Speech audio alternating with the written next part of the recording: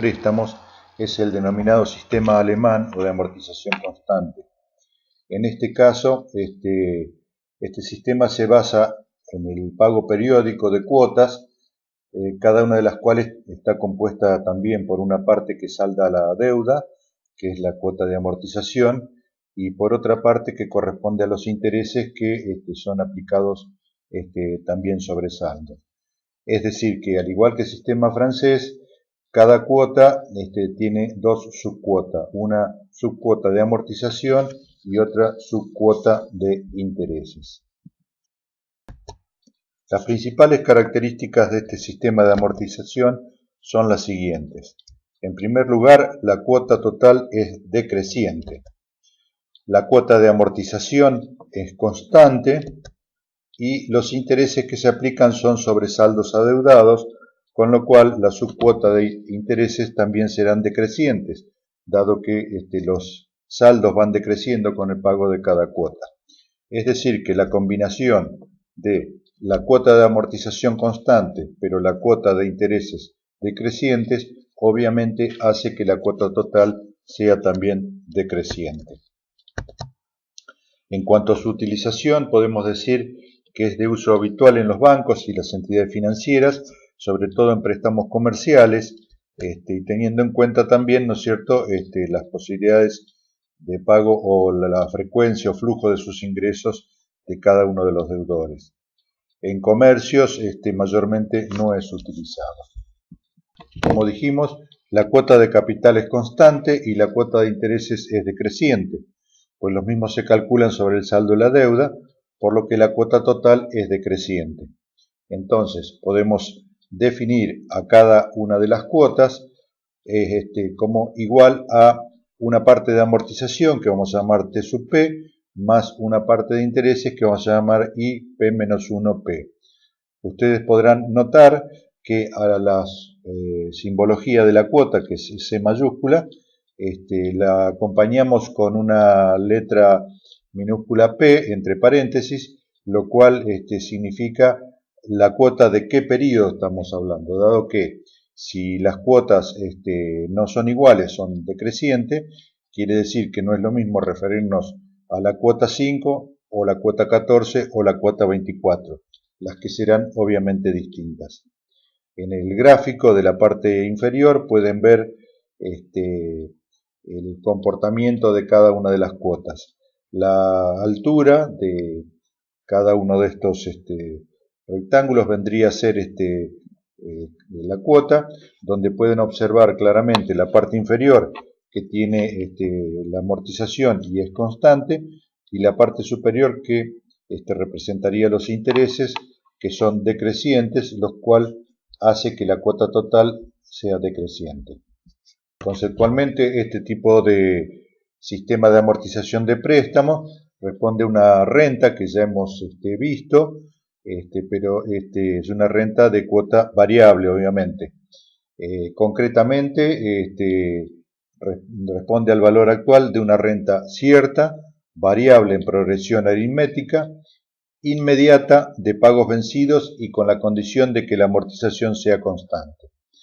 Recordarán ustedes que en la unidad anterior la habíamos representado como BB, o sea, una renta variable, vencida de n cantidad de términos a la tasa de interés compuesto y con una razón de variación R, donde decíamos que esto era igual a la cuota por n sobre 1 más i por n. Debemos aclarar que esa C, como dijimos recién, estamos refiriéndonos a la primer cuota.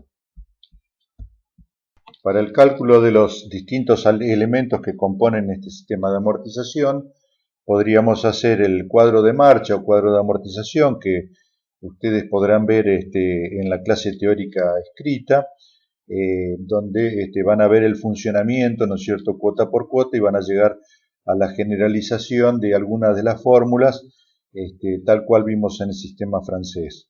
O, de lo contrario, también, dado que este sistema es bastante sencillo en su presentación y cálculo, podemos ir directamente al cálculo de cada uno de los elementos a través de las definiciones conceptuales que hemos dado.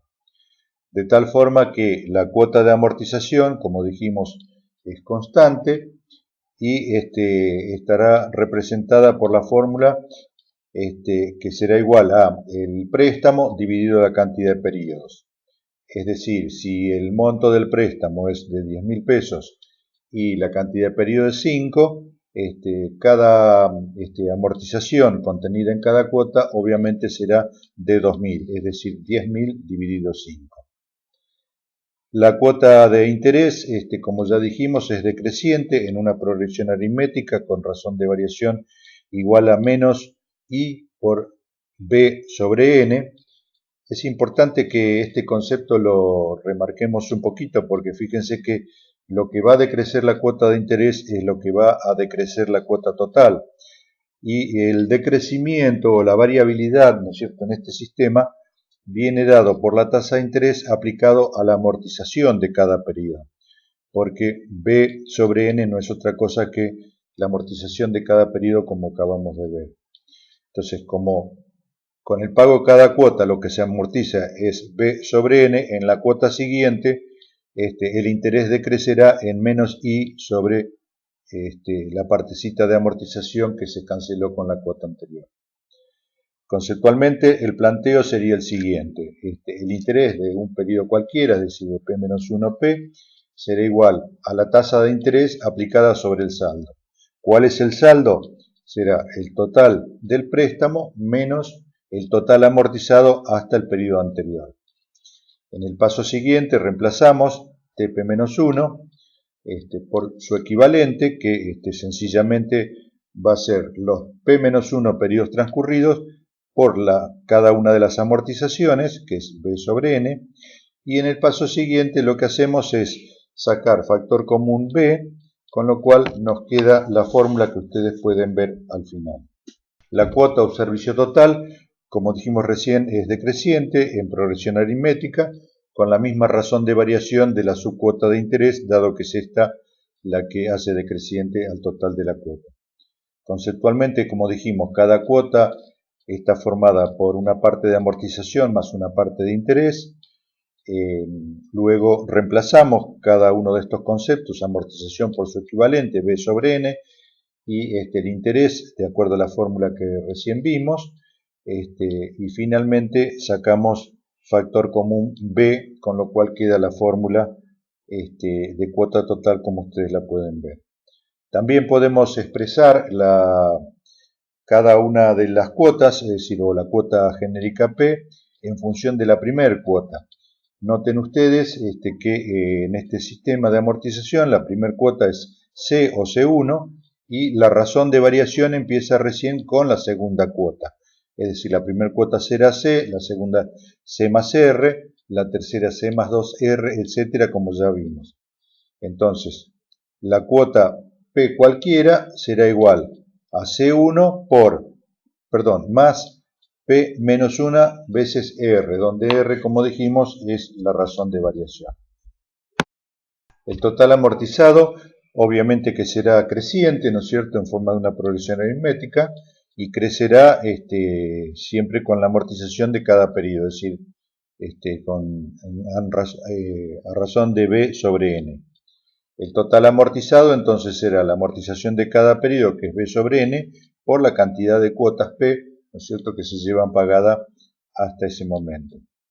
La deuda inicial la podríamos calcular despejando de la fórmula de la cuota, simplemente haciendo pasaje de término, como ustedes pueden ver en el desarrollo que sigue. El saldo de deuda, por el contrario, será decreciente en una progresión aritmética con la misma razón de variación del total amortizado, pero de carácter negativo, es decir, es decreciente, en función de menos B sobre N. Conceptualmente planteamos que el saldo de deuda es igual a la deuda inicial menos el total amortizado hasta el periodo P, reemplazamos el total amortizado por su equivalente y finalmente sacamos el valor del préstamo B como factor común. También podríamos conceptualmente plantear que el saldo de deuda es igual a TP, que es la amortización de cada periodo, que como dijimos es constante, multiplicándola por los N menos P periodos que están faltando. el total de intereses hasta un periodo determinado. Podemos partir para su cálculo de la fórmula de interés de un periodo, pero como lo que queremos ahora sacar no es los intereses pagados en una cuota, sino en las P cuotas que llevamos transcurrida hasta el momento, lo que tendremos que hacer es aplicarle sumatoria a esta fórmula, ambos miembros de la igualdad, y ir haciendo los desarrollos y reemplazos respectivos, como ustedes podrán apreciar en esta diapositiva y en las dos siguientes, llegando luego de todos estos pasos algebraicos a la fórmula que podrán observar en la diapositiva número 11.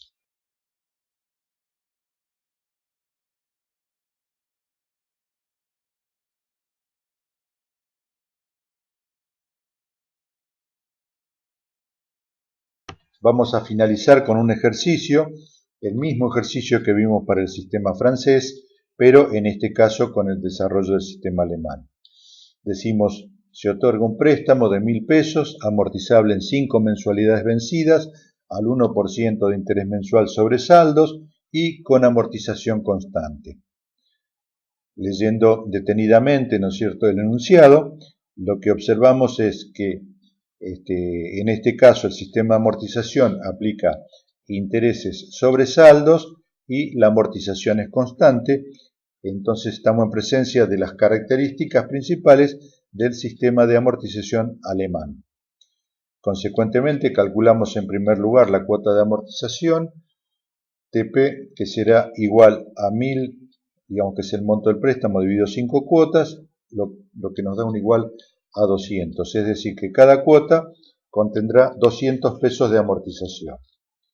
En relación al cuadro de marcha o amortización, lo veremos en la diapositiva siguiente. Tenemos entonces en el cuadro de marcha o amortización las siguientes columnas. Como siempre, en la primera columna colocamos el periodo, luego tenemos una columna para deuda inicial, seguidamente otra para interés, para amortización de cada cuota, la cuota total y el total amortizado.